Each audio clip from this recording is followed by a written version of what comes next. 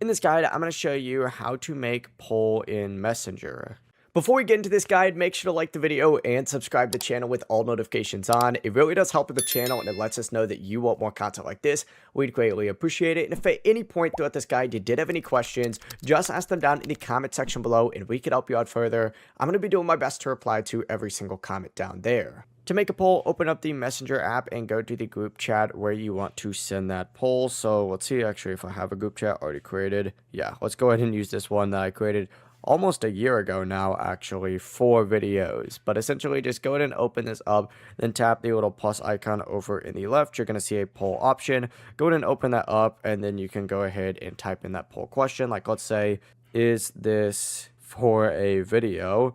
And then the options can be yes, and then no, and then I don't know. Hit create poll, and as you can see, we just sent a poll just like so. The process really is that simple.